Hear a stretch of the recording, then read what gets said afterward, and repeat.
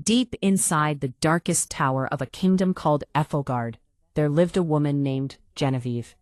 To the king, she was nothing more than a tool, a body to carry his child. King Garak was a cruel ruler who wanted a son to become the next king after him. He forced Genevieve into a secret and loveless life. There was no love, no kind words, only fear and control. But one night, when their forbidden child was born and finally began to show his wolf powers, something very strange happened. The little boy did not howl at the moon like other wolf children. Instead, he whispered the king's darkest and bloodiest secret to the shadows in the room. And that whisper would change everything. The north tower of Oakhaven Castle was a sad and forgotten place. People put broken furniture there. They stored old, moth-eaten blankets and torn tapestries that no one wanted to look at. For the last 4 years, that tower had also been Genevieve's prison. Genevieve often sat by the high window of the tower, tracing the cold, icy patterns that grew on the iron bars. From there, she could look down into the large courtyard of the werewolf kingdom of Ethelgard. Below her, life moved on without her. She could hear the clashing of swords as guards trained. She could hear dogs barking in the distance. She could hear the heavy, steady marching of King Garak's best soldiers. She was an Omega. That meant she was the lowest-ranking wolf in the pack, but she had not always been a prisoner. Once, a long time ago, she had been the beloved daughter of Alpha Thomas of the Silverfall pack. That was before King Garak destroyed her people. He burned her village until nothing was left but ashes. Then he dragged her back to his strong castle as a prize of war. He was never kind. King Garak was known as the ruthless Alpha King of Ethelgard. He was a man made of ice and violence. He was very handsome. His hair was as black as a raven's wing, and his eyes were the color of a stormy sea. But inside, his soul was empty and cold. He had saved Genevieve's life for only one practical reason. His highborn wife, Lady Beatrice of House Dunsford, could not have children. The kingdom needed a future king.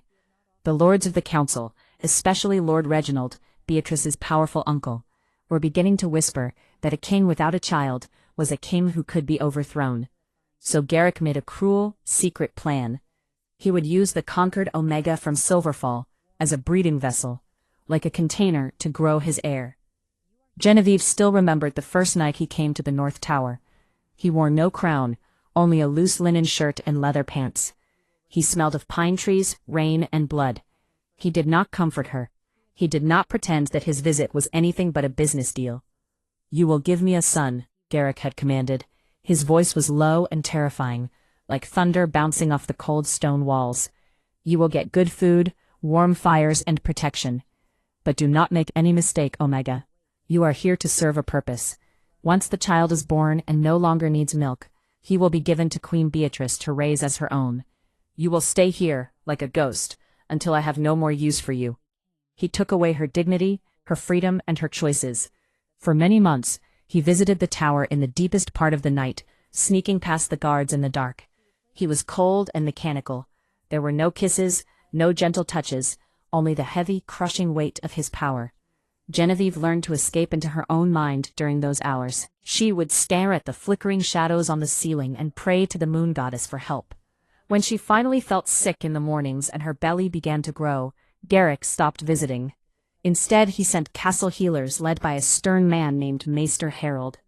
Genevieve was fed rich meats and rare fruits. She was given fine velvet dresses, but she was kept completely alone, away from the rest of the world. Her only friend was an old maid named Martha, whose tongue had been cut out years ago for eavesdropping. That way, Martha could never tell anyone about the pregnant Omega hidden in the tower. The birth of the baby was long and very painful. It lasted 2 full days. When the child finally came out into the world with a loud, healthy cry, Genevieve felt a sudden, powerful wave of love and protection. She reached out with shaking hands to hold the tiny, slippery baby. It was a boy. Maester Harold wrapped the baby in a rich green cloth with the royal symbol on it. But before he could take the child away, Garak stepped out from the shadows of the room. He walked to the bed and looked down at the tired, crying Genevieve, and then at the son he had wanted so badly. "Rowan," Genevieve whispered. Her voice was cracked and dry. She was desperate to give her son a name before he was taken from her. "His name is Rowan." Garak stared at the baby. For just a second, Genevieve thought she saw something in the king's cold eyes. Maybe fear, maybe regret. But the mask quickly returned. "He is strong," Garak said coldly. "You have done your job, Genevieve. Feed him. When he is 4 winters old and his wolf begins to wake up, he will be taken to the queen. Do not make the mistake of loving him. He belongs to Ethelgard, not to you." For the next 4 years, Genevieve disobeyed the king in the only way she could. She poured every bit of her broken heart into her son. Rowan was a quiet, watchful child. He had his father's dark hair, but his mother's soft and gentle face. Living in the small tower room, Genevieve taught him the songs of her destroyed pack. She whispered the stories of the Silverfall wolves when Martha was not looking. She tried to give him a good soul, knowing that once Garak and Beatrice took him, they would try to turn him into a weapon. But as Rowan grew, Genevieve began to notice strange things. The child was too quiet for a wolf pup. He did not play fight with the wooden toys she carved for him. He did not growl or show his small teeth. Instead, he would sit for hours in the darkest corners of the stone room, his little hands grabbing at the empty air, whispering to things she could not see. And then there was the smell. A pure wolf pup should smell of milk, earth, and his parents. But sometimes when Genevieve kissed the top of Rowan's head, she caught a strange scent that made her blood turn cold. The smell of lightning storms, rotting leaves, and very old forbidden magic. That kind of magic was strictly banned in the Wolf Kingdom. Genevieve tried to tell herself it was nothing, just her imagination from being alone too long. But the truth would come out on the night before Rowan's 4th birthday. That night, everything broke apart. The winter storms had hit Ethelgard hard. Rain and ice slammed against the north tower. Genevieve sat by the fireplace, mending a small hole in one of Rowan's wool shirts. The boy sat on the floor, stacking wooden blocks. Tomorrow, Garak would come. Tomorrow her son would be torn from her arms and shown to the council as Queen Beatrice's miracle child. The sadness sat heavy in Genevieve's chest, like a rock. Down in the main castle, Queen Beatrice had grown very suspicious. She was not stupid. She knew she had not carried a baby. 4 years ago, her husband had told her to fake a pregnancy by stuffing pillows under her dresses. Then he sent her away to the countryside when the baby was born. Later, Garak brought the baby back and said it was theirs. But Beatrice had noticed that the king often disappeared at night, heading toward the north tower. Also, Lord Reginald had paid a guard to talk, and that guard mentioned a beautiful silver-haired prisoner hidden under lock and key. Beatrice was furious and humiliated, and she was quietly planning to uncover the king's secret. But the biggest danger to King Garak was not his angry wife. It was sitting right in front of Genevieve, playing with blocks. "Rowan, come by the fire," Genevieve said softly. "It's too cold near the door." Rowan did not move. He sat perfectly still with his back to her, his head tilted as if listening to a conversation only he could hear. "Rowan?" Genevieve put down her sewing and stood up. As she walked toward her son, the air in the room suddenly became thick. The flames in the fireplace flickered wildly, changing from warm orange to a sickly, unnatural pale green. The room became freezing cold. "They are very loud tonight, Mother," Rowan whispered. His voice did not sound like a 4-year-old's voice. It sounded layered, like many voices speaking at once through his tiny mouth. Panic grabbed Genevieve's heart. "Who is loud, sweetheart? Who are you talking to?" Rowan slowly turned his head to look at her. Genevieve gasped and stumbled backward, knocking over a wooden chair. When a wolf pup feels strong emotion or begins to shift, their eyes are supposed to turn bright gold. But the eyes staring back at Genevieve were not gold. They were deep, glowing, terrifying violet. Dark veins pulsed under the thin skin around his temples, spreading like spider webs. This was not the mark of a wolf. This was the mark of the Umbra, the Shadow Walkers. It was a dark parasitic magic that had been wiped out from the land hundreds of years ago. It was a curse born from blood sacrifices and evil promises. It rotted the soul and gave the user unnatural power over other people's minds. "The man in the crown," Rowan continued, his violet eyes not blinking. He stared right through Genevieve. "He didn't win the throne. He stole it from the sleeping man. He poured the black water into his brother's ear. The shadows saw him. The shadows remember." Genevieve clamped her hands over her mouth to stop herself from screaming. His brother, King Arthur.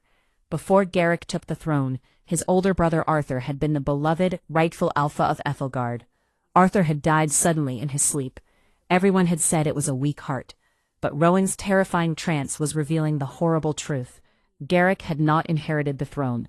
He had murdered his brother using forbidden dark magic. He had poisoned his own bloodline to steal the crown, and now that evil magic had passed to his son. Suddenly the heavy iron door of the tower groaned and swung open. The green flames in the fireplace instantly snapped back to orange.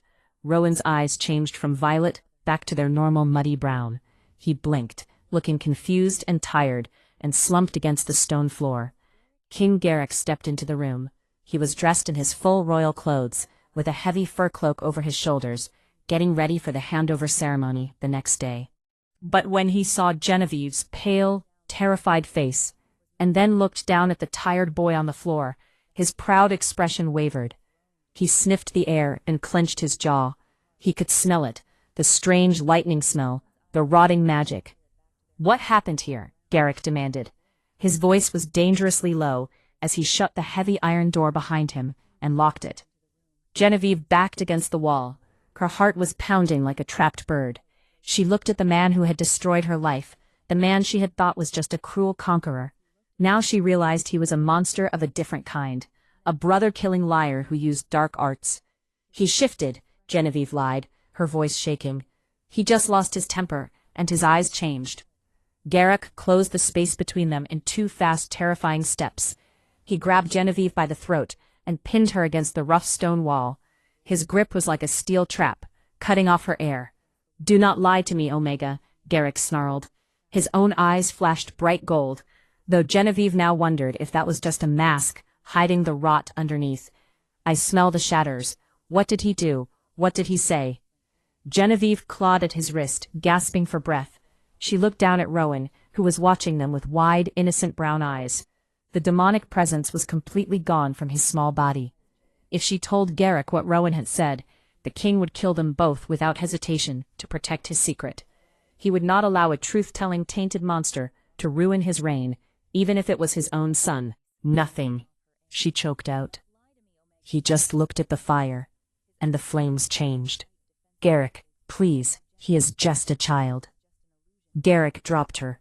Genevieve fell to the floor, coughing hard and holding her bruised throat. The king turned his large figure toward his son. He pulled a long silver dagger from his belt. The metal caught the firelight. "A tainted child cannot inherit the kingdom," Garak muttered. His face was pale, twisted with both rage and fear. "If the council sees this, if Beatrice finds out the bloodline is cursed, I will be burned alive. The Ethelgard line must remain pure." He took a step toward the 4-year-old boy and raised the blade. Genevieve's motherly instincts exploded. She forgot her fear of the Alpha. She threw herself forward and tackled Garak behind his knees, just as a loud, frantic pounding echoed against the thick oak and iron door. "Open this door, Garak," a shrill, furious woman's voice screamed from the hallway outside. It was Queen Beatrice, and she was not alone. The heavy clanking of armored council guards came with her. "Open it now, or I will have the guards break it down. I know you are hiding your filthy whore in here." Garak froze, the dagger still in the air. He looked at the door, then at the boy, and finally down at Genevieve, who was staring up at him with a sudden, sharp realization. He was trapped. And for the first time in 4 years, the Omega held the king's life in her hands. The heavy door groaned under the sudden violent hit of a battering ram. Outside, Queen Beatrice's voice cracked like a whip over the howling wind, ordering the guards to strike again. King Garak stood frozen in the middle of the nursery, the silver dagger shaking in his hand. The lie he had built for 4 years was breaking apart as fast as the wood separating him from his furious wife. With one last crashing sound, the door hinges tore loose from the old stone. The heavy timber fell inward, sending a cloud of dust and frost into the room. Queen Beatrice stepped over the doorway. She wore an emerald velvet riding outfit dusted with snow.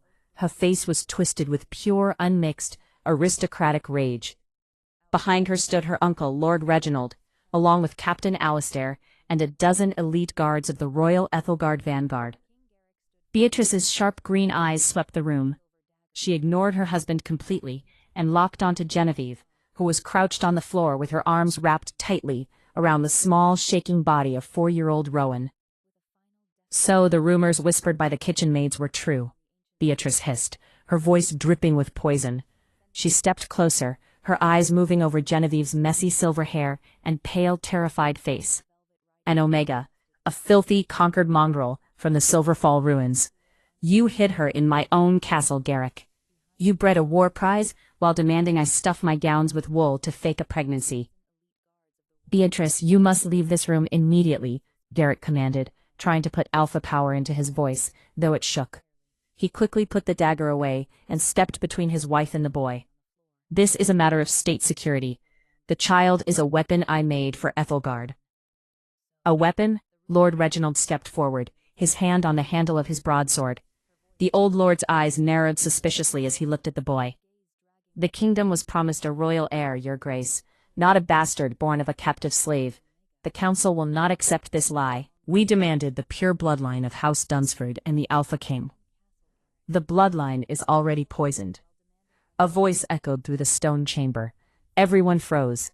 The voice did not belong to a grown man, nor did it belong to a normal child. It was the same layered, echoing, demonic whisper that had terrified Genevieve moments before. Genevieve looked down in horror. Rowan had wriggled out of her hug. He stood up on his small bare feet and walked directly toward the heavily armored guards. His eyes were no longer brown. They were burning with that same glowing, terrifying violet light, and the black veins were back, pulsing against his pale temples. The temperature in the room dropped so fast that the guard's breath turned into thick white clouds. What in the name of the moon goddess is that? Captain Alistair gasped. He pulled out his sword without thinking, as the smell of lightning storms and rotting flesh filled the tower. Kill it, Beatrice shrieked, stumbling backward into her uncle. Garak, kill that abomination. Rowan did not flinch at the drawn steel. He raised one tiny finger and pointed directly at the king. The usurper reeks of the black water, the boy chanted. The Umbra magic had completely taken over his voice. He crept into King Arthur's chambers. He poured the shadow venom over his brother's lips. The true Alpha choked on his own blood, while the false king stole his ring. The shadows saw. The shadows remembered the fratricide. Silence thicker than the stone walls fell over the room. The accusation hung in the freezing air, paralyzing the royal guards. King Arthur's death had been sad for everyone, but to hear a child glowing with forbidden dark magic, confess to murder, was impossible to understand. Lord Reginald turned slowly to look at Garak. Is this true? The old lord demanded. His voice was dangerously quiet. Did you murder your own brother with the dark arts, Garak? Garak realized the terrifying truth. There was no talking his way out. His secret was exposed, shouted to the most powerful lord in his council and the captain of his guard. His golden alpha eyes shifted, but they did not stop at gold. The disguise he had kept for years melted away, showing eyes of solid, impenetrable black. Shadows began to seep from his fingertips, curling like smoke around his wrists.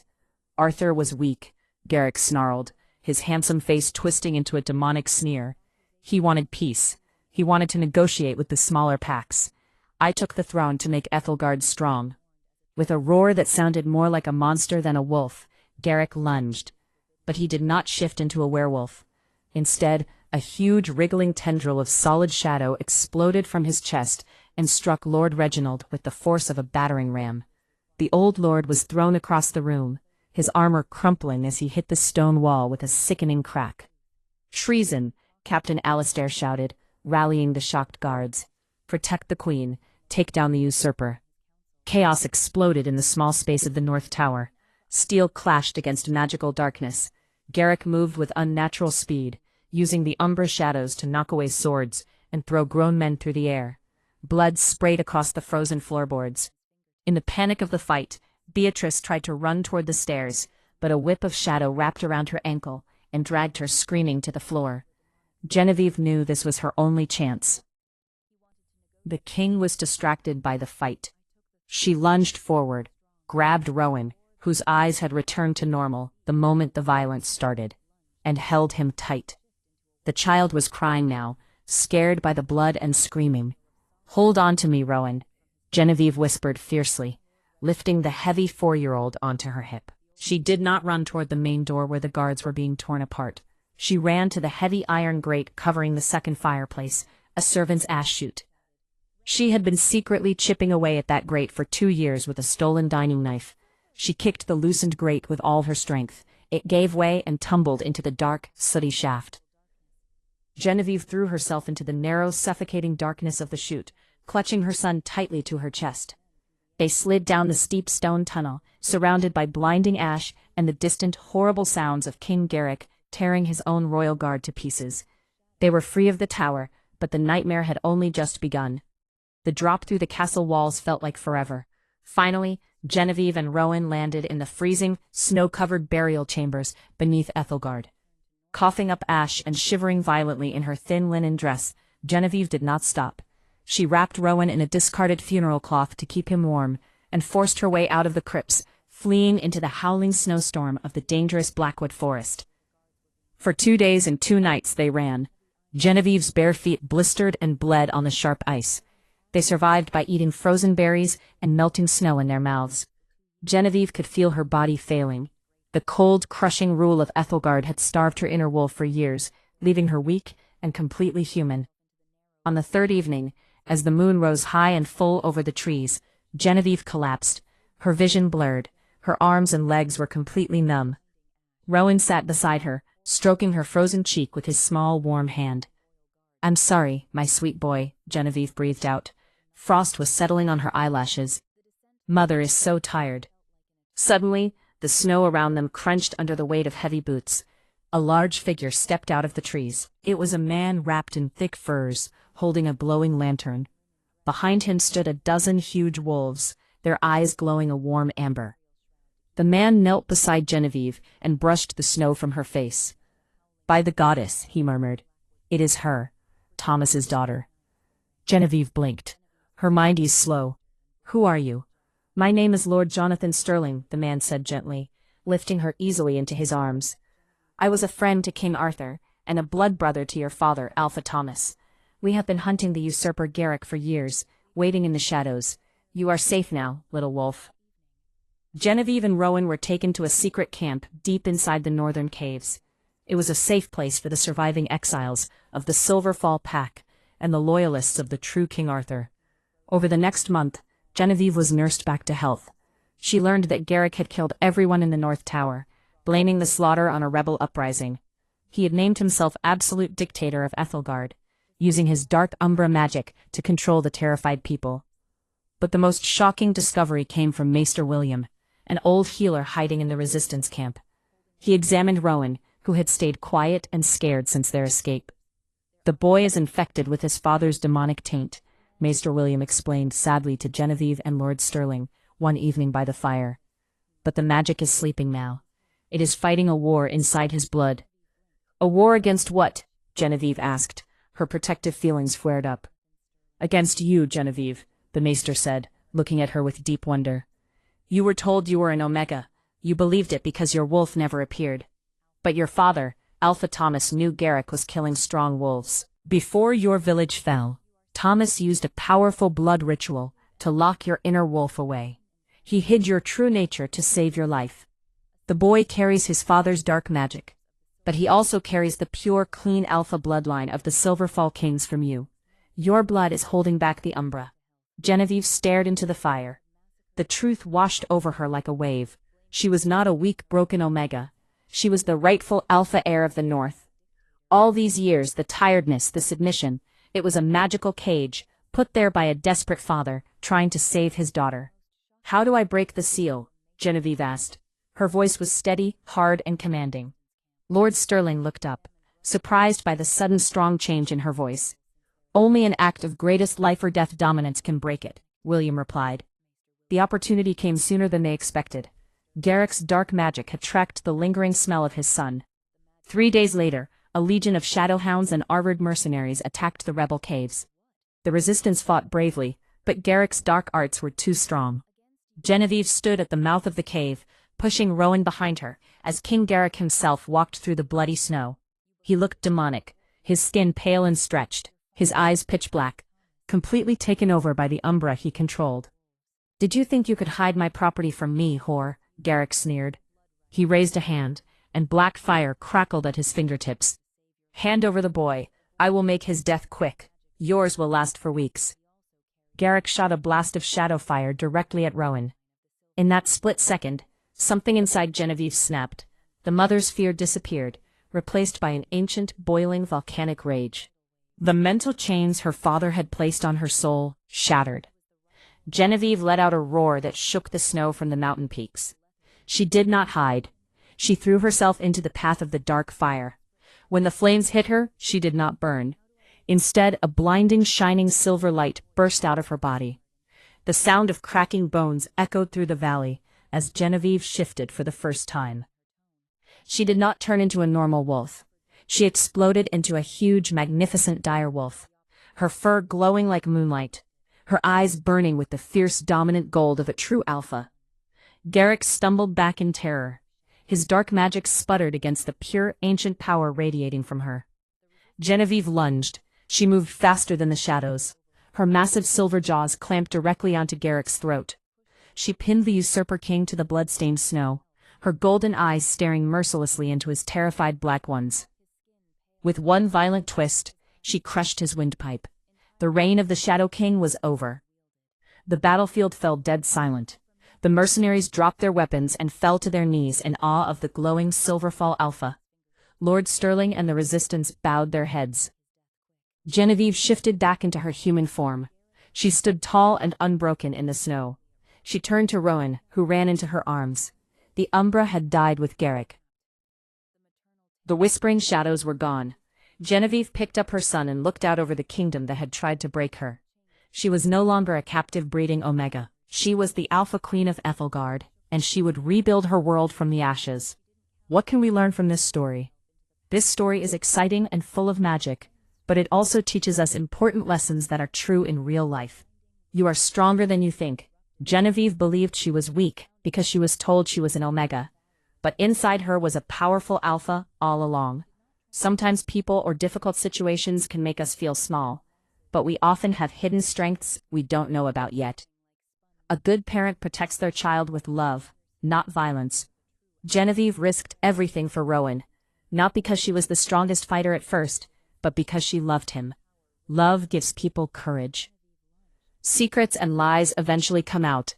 Garak thought he could hide his crimes forever, but the truth was revealed in the end. Lying and hurting others might work for a little while, but the truth always finds a way to come to light. Being different is not a curse. Rowan had strange powers and purple eyes that scared people, but those same powers helped reveal a great evil. Sometimes the things that make us different are the very things that help others. You can rise from hard times. Genevieve went from being a prisoner to being a queen. No matter how hard life gets, you can always work toward a better future. Never give up hope. If you enjoyed this epic tale of betrayal, secret bloodlines, and a mother's powerful change from a captive Omega to a ruling Alpha Queen, remember to be brave like Genevieve, kind like Rowan, and always stand up for the truth. Thank you so much for watching this story. Please like this video, leave a comment, share it with your friends, and kindly subscribe to the channel. The channel posts new videos like this every day. Thank you, and see you on the next video.